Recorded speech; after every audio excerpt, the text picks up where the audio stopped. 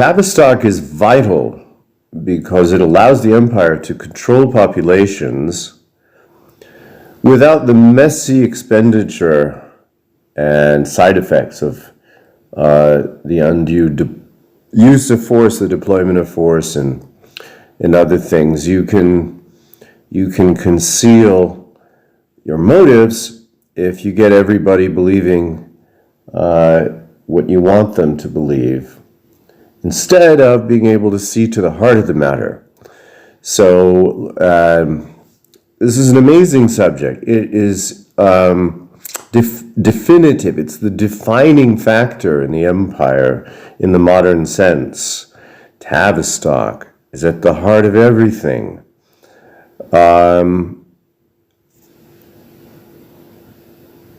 Against Tavistock, we have Lyndon LaRouche, who represents really sort of the last gasp of American thinking and the very practical physical economy that went really hand in glove with the original American economic system, and solving problems and developing your population and being able to maximize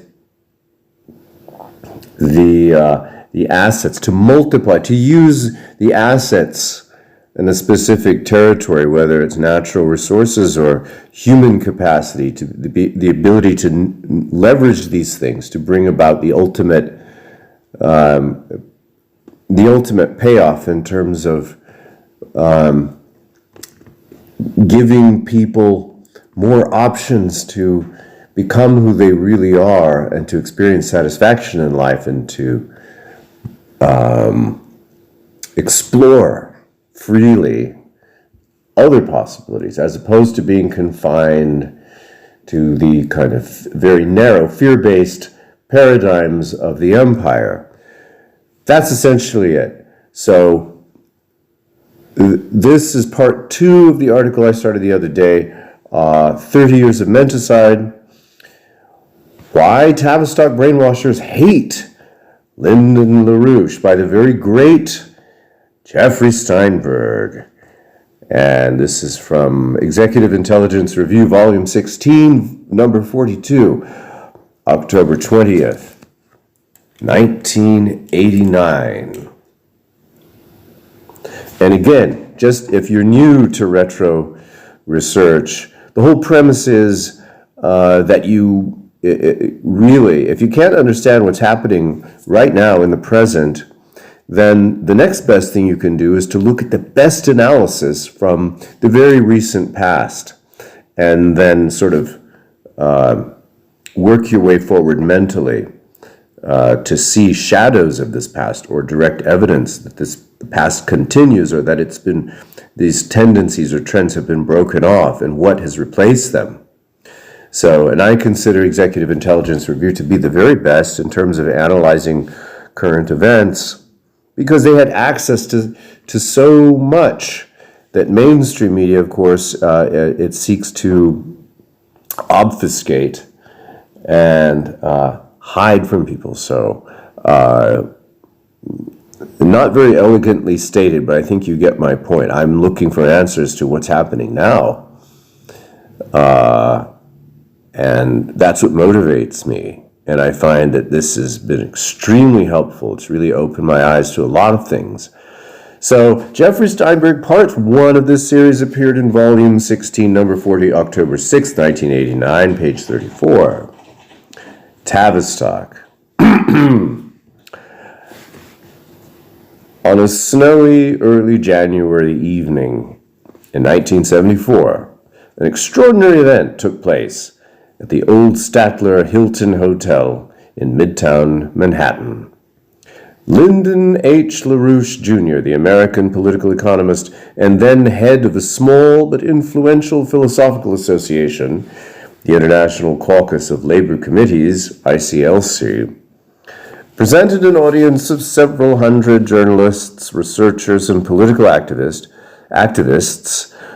with evidence that the American Central Intelligence Agency, British MI5, and the East German Stasi, State Security Service, had conspired to kidnap and drug two of his West European-based collaborators.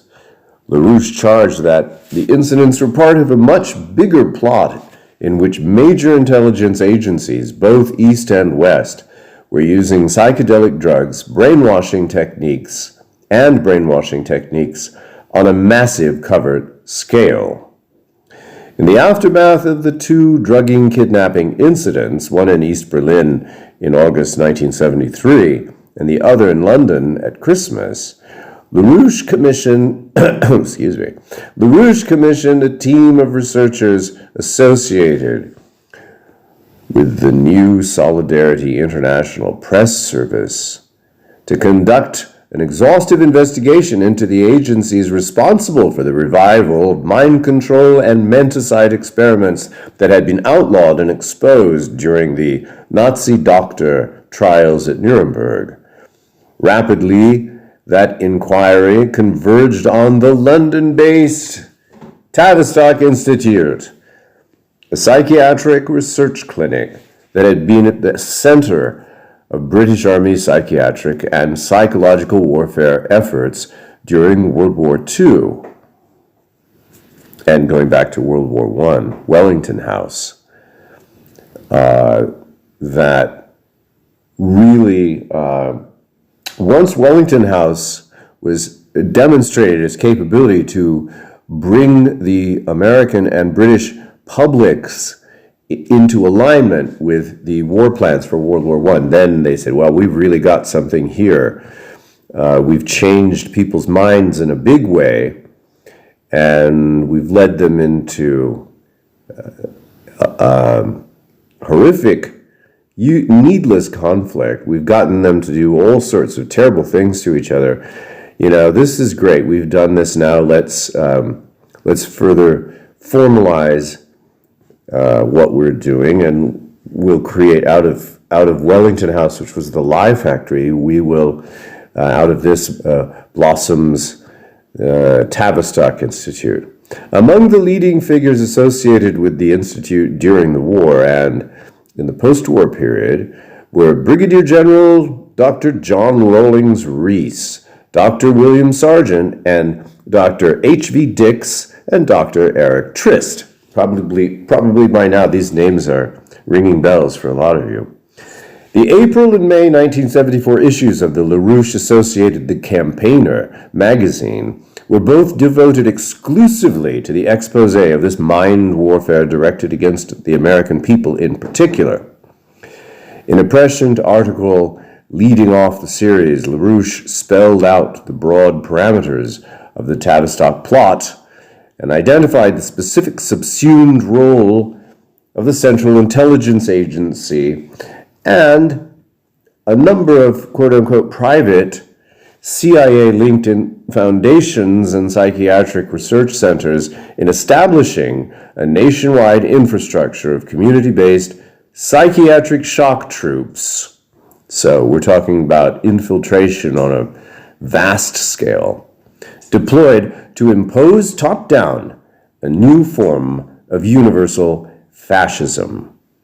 LaRouche recounted that in response to the first of the two kidnap drugging incidents, quote, we immediately undertook a substantial investigation of Soviet and Western modes of brainwashing and, parallel to this, studies of CIA, NATO, and KGB operations generally, unquote.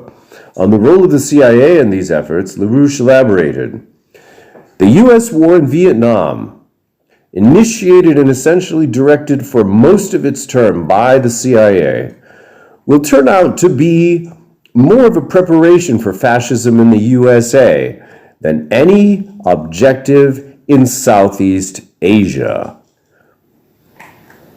That's stunning, profound, and deeply disturbing. Stop the tape and listen to that again. Just look at that. What was it? The Phoenix Project, the Phoenix Program, the sorts of atrocities that were designed in the ugly back rooms of CIA and then used to gain the cooperation of intractable or potentially intractable small pockets of the Vietnamese population, these sorts of terrifying, ugly horrors that were perpetrated on these people. I think you can see how they play out in the proliferation of the serial killer phenomenon that occurred just after that throughout the United States, and that as I look back, it really created an atmosphere where people just didn't trust anybody because anybody could be a serial killer. And the kinds of things that the serial killers were documented as doing, these things were being done in Vietnam, interestingly. And very few people have drawn any comparison between these two these two situations. But let me go on here. That's stunning. The U.S. war in Vietnam, initiated essentially directed for most of its term by the CIA, will turn out to be more of a preparation for fascism in the USA than any objective in Southeast Asia. The Peace Corps and the Office of Economic Opportunity were also essentially preparations for creating the infrastructure for fascist organization, the Rician fascist principle of local community control, that is, external control of local communities. The 1966 birth of the Gestapo-like force, legalized later as the Law Enforcement Assistance Administration through Rockefeller agent and leading CIA operative McGeorge Bundy, was similarly an essential preparation of the nation for fascist police state rule. The organization of the, going on, still quote, the organization of the ecology movement and quality of life campaigns as conditioning for John D. Rockefeller III's genocidal zero-growth project are also fascist preparations. The spreading of the rock drug counterculture and the spread of marijuana and LSD-25 in particular as radical causes were well-designed preparations for fascist movements, as well as an easier cover for introducing significant use of brainwashing.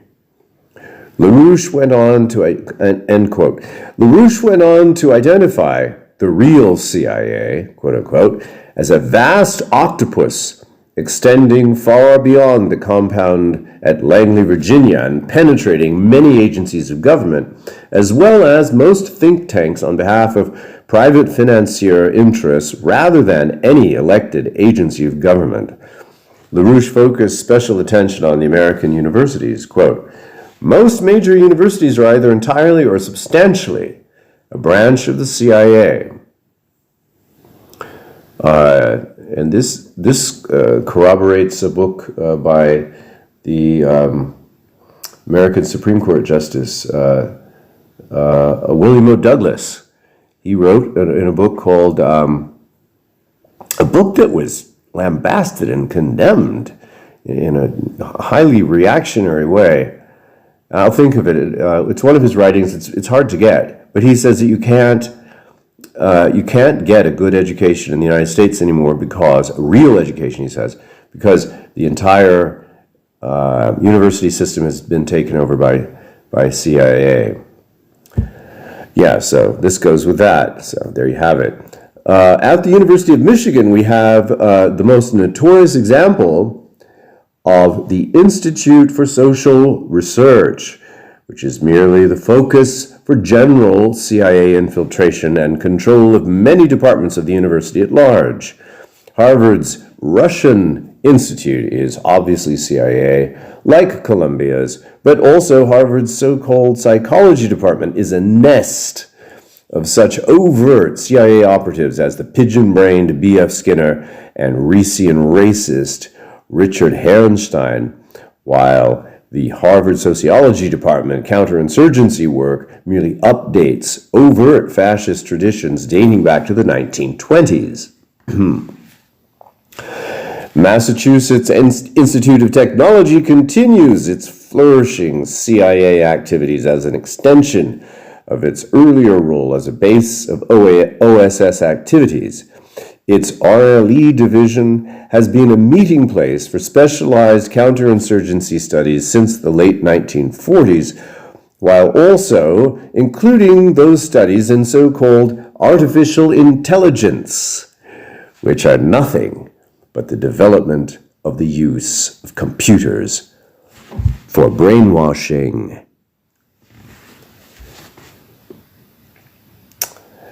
The University of Pennsylvania's Wharton School houses Eric Trist, a veteran Rockefeller-sponsored Rician fascist who directs a vast network of fascist social work projects and actually brainwashing activities from his offices at that location. Cornell, Berkeley, Stanford are notorious CIA conduits, unquote. While slamming the real CIA for running this vast social engineering operation against the American public, LaRouche at the same time underscored that the center of the scheme was to be found in London, specifically in locales like the Tavistock Institute of Brigadier General Dr. John Rawlings Rees. Quote, the Anglo-American, including Canadian intelligence establishment, was, from its inception, the merging of U.S. material resources and talent for engineering gimmickry with British counterinsurgency conceptual leadership.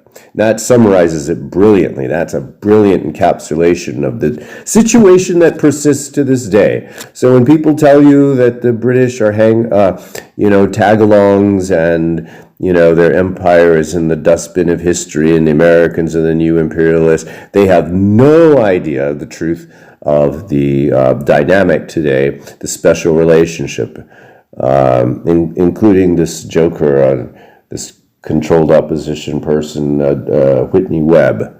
What's her name? Yeah, that's it. She is in complete denial about this, and she won't talk about it. Almost nobody will talk about this, and this is how you know, ultimately, at some level, whether they're aware of it or not, they're being controlled.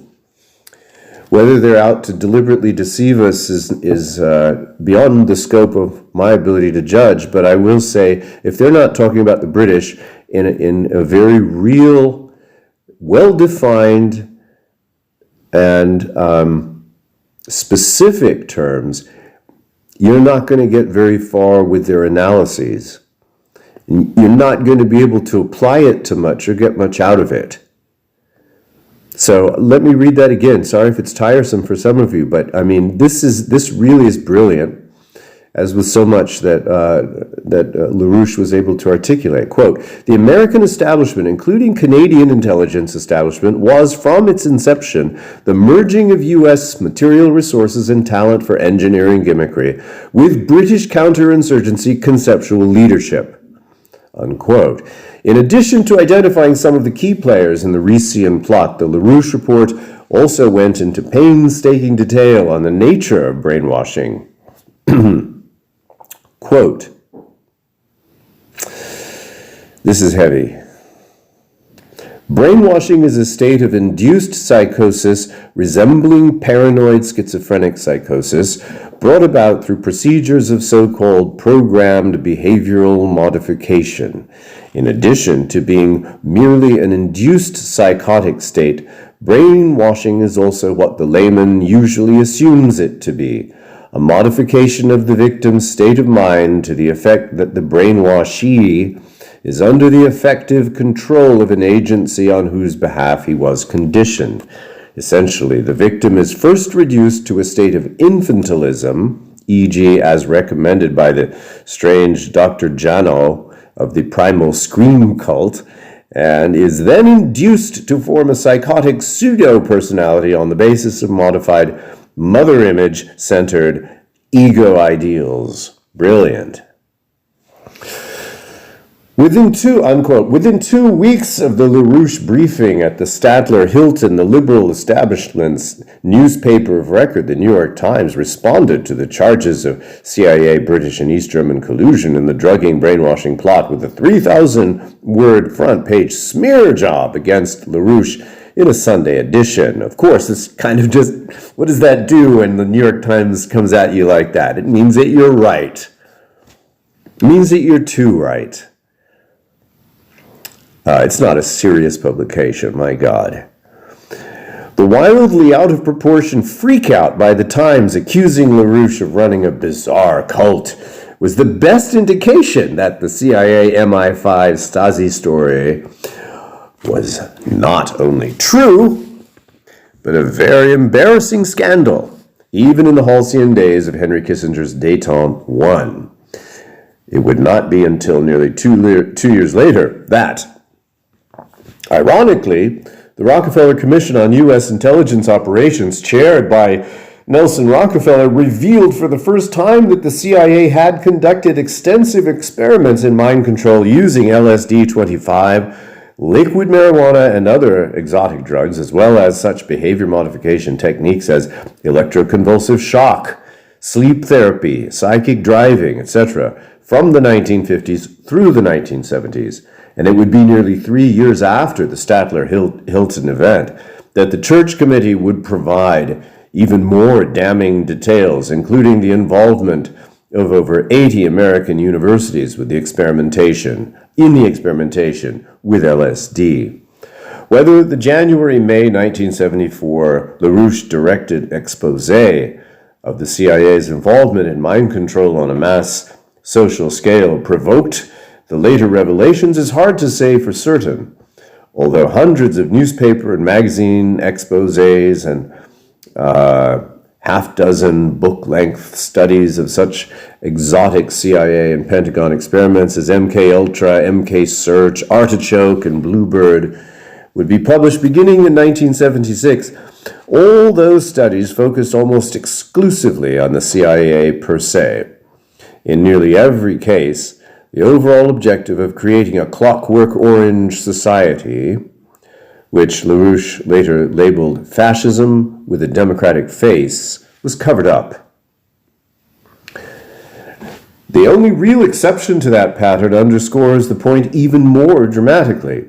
This year, Harvey Weinstein, a professional psychiatrist, wrote an autobiographical account of his own father's victimization by Dr. Ewan Cameron, a wartime collaborator of Dr. John Rawlings Rees, who was one of the most brutal of the quote-unquote doctors hired by the CIA to conduct mind control experiments under MK-Ultra.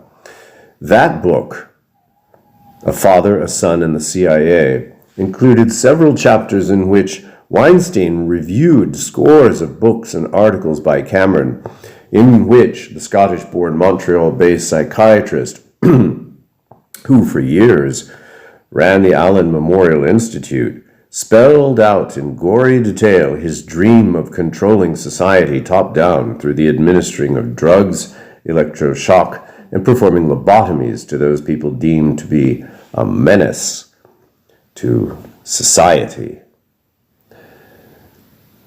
A private admission.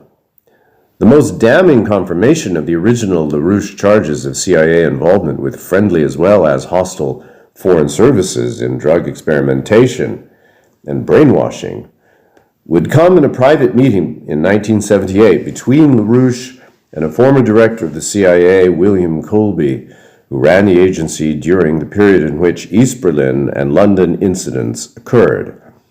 In response to a question by LaRouche, Colby more or less acknowledged that an unwholesome collusion had been arranged between the CIA and the KGB.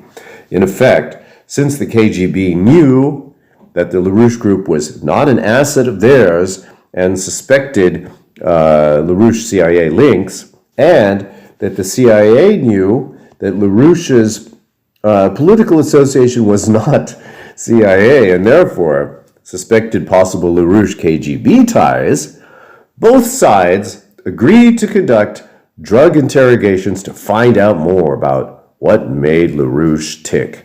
Hence, East Berlin and London.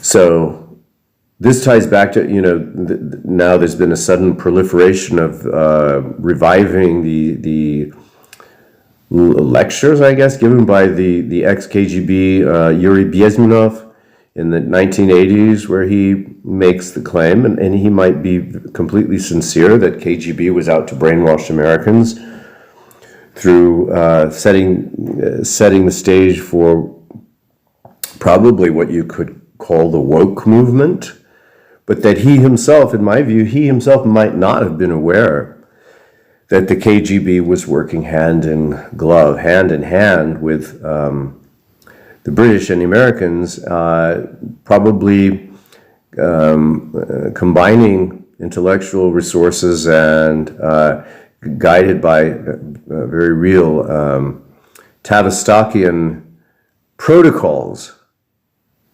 So it was coming at us from both sides. Same thing, right? Going on. By the time that the Rockefeller and Church Committee revelations about the CIA's drug and brainwashing experimentation hit the light of day, many of the key players in the post-war human guinea pig programs had been quietly removed from the pad of one set of CIA funding fronts and set up in a series of community-based anti-cult fronts. Brilliant. During the mid-1970s, these groups proliferated as a loose federation of regional and local parents groups, ostensibly combating groups like the Unification Church and the Scientologists.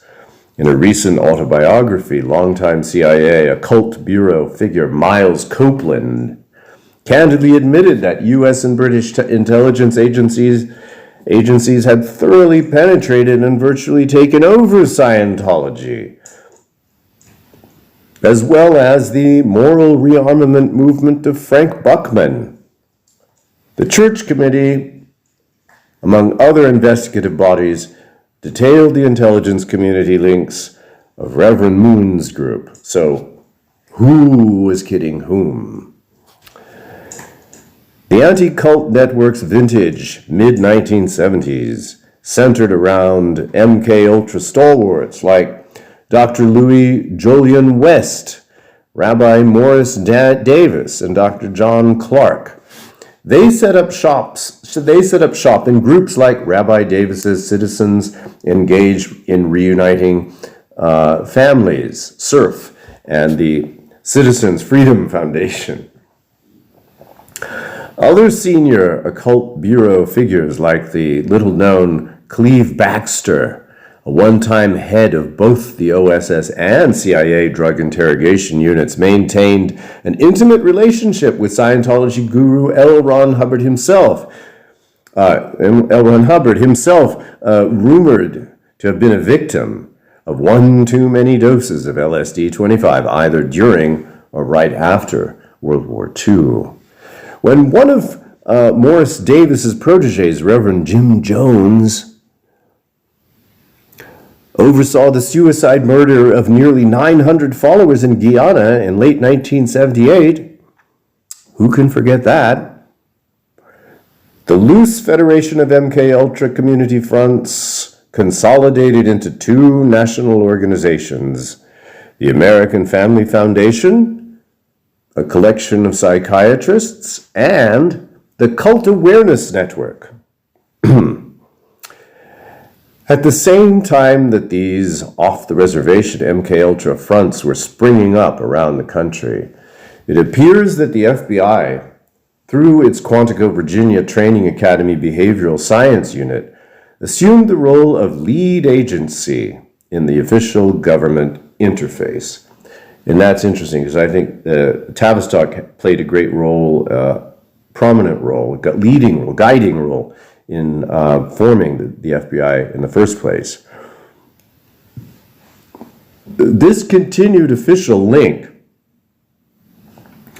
shifted from the covert world of CIA's technical services staff to the law enforcement function of the FBI was crucial for the Recian gang versus counter-gang program about to play out. Attached to each of the so-called anti-cult groupings was a small army of professional kidnappers claiming expertise in the previously unheard-of field of deprogramming. According to several former deprogrammers interviewed for this series, these individuals, often trained in the military or intelligence community, were given a literal license to kidnap. Unbeknownst to many honest anti-Satanist police professionals, the AFF-CAN networks were also using these maneuvers to establish penetration into local law enforcement agencies to blind them to the real nature of the cult satanic threat, including the preeminent role of the Rician psychiatric, quote-unquote, consultants. What was this? What do we have here? Who killed Olof Palme? Ole Dammegard, you know who he is. He's written probably the definitive book on Olof Palme. Coup in Slow Motion. I recommend that. Okay, going on. MK Ultra strikes at LaRouche. It was this network, beginning within months of the LaRouche expose of the Tavistock brainwashing and drugging scheme, that was deployed to continue the kidnapping, drugging operations against LaRouche collaborators, this time on American soil. In the spring of 1974, Gail Rochman, a Philadelphia-based supporter of LaRouche, was kidnapped by a San Diego-based black businessman turned deprogrammer named Ted Patrick. She was held for days against her will and then taken under the watchful eyes of her father, Ben Rochman, who had been recruited as a national figure in the so-called anti-cult movement. In 1981, Roger Maduro, a member of the ICLC, was kidnapped in a New York City hotel while visiting his father, a prominent Panamanian, Maduro, a prominent Panamanian businessman. With the father's full complicity, kidnapper Kevin Connor forced Maduro to travel from New York to Southern Virginia, where he was held in a safe house and subjected to what MK Ultra psychiatrists would describe as aversive conditioning for over 1 week. Connor was apparently in contact throughout the kidnapping with a psychiatry professor at the University of Virginia, who was at the time and still today remains a consultant to the FBI. That psychiatrist, Dr. Park Elliott Dietz, had been an intimate of Dr. John Clark, an MK Ultra veteran and the director of AFF, based at Massachusetts General Hospital. After nearly 2 weeks, Maduro managed to escape from his kidnappers just as he was about to be boarded on a plane and flown out of the country back to Panama. Despite criminal complaints, none of the players in the kidnapping operation was charged with any crimes. In 1985, Louis DuPont Smith, an heir to the DuPont industrial family and a member of the ICLC, was declared incompetent by a Pennsylvania state court judge and stripped of control of his personal finances on the basis of wildly false and perjured testimony by a so-called expert witness, AFF's Dr. David Halperin. Government-blessed kidnappings, druggings, attempted brainwashings, psychological warfare teams deployed under the cover of parents' groups running guerrilla warfare maneuvers on the streets of America. This continuing legacy of MK Ultra continues to enjoy the protection of government agencies and the witting complicity of major national news outlets. Okay. This looks fascinating. Look at this. Anglo-Soviet occultist to meet in London. Yeah.